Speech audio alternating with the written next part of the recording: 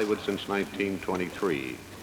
And at the present time, you own and operate the Walt Disney Studio at Burbank, California? Well, I'm one of the owners. And how many people are employed there, approximately? At the present time, about 600. And what is the approximate? Well, we have sold them some films a good many years ago. They bought the Three Little Pigs and used it through Russia.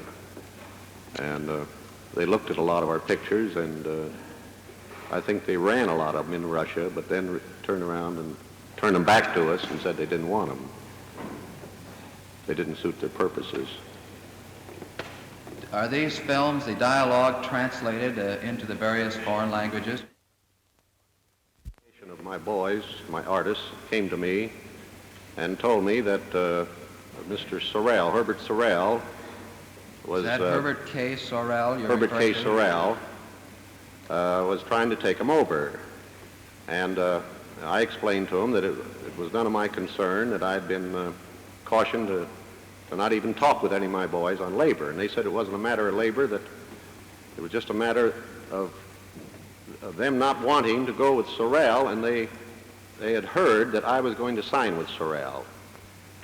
And they said that they wanted an election to prove that Sorrell didn't have the majority, and I said I had a right to demand an election. So when Sorrell came, I demanded an election.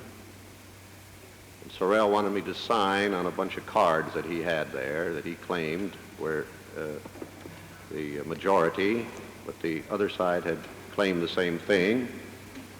And I told Mr. Sorrell that there's only one way for me to go, and that was an election, and that's what the law had set up.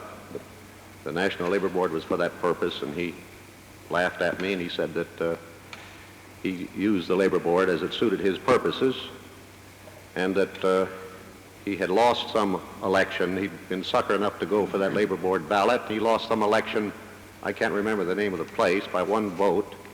Said it took him 2 years to get it back. And he said he would strike, and that was his weapon. He said, I have all the tools of trade sharpened, and I couldn't stand the ridicule or the smear of a strike. And I told him it was a matter of principle with me that I couldn't go on working with my boys, feeling I had sold them down the river to him on his say-so. And he laughed at me and told me that I was naive, I was foolish. He said, you can't stand this strike, that I'll smear you and I'll make a dust bowl out of your place if I choose to. I didn't hear that last. He said he'd make a dust bowl out of my plant. And I told him I'd have to go that way. I was sorry that he might be able to do all that, but I'd have to stand on that. Well, the result was that he struck.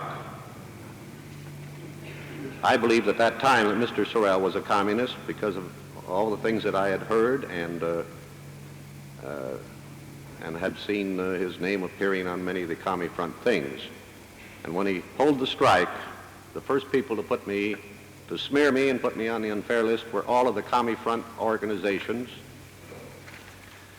I can't remember them all, they've changed so often, but one that's clear in my mind is the League of Women Voters, the People's World, the Daily Worker, and the PM magazine in New York. They smeared me. Nobody came near to find out what the true facts of the thing were. And I even run into the same smear in South America through some commie periodicals in South America.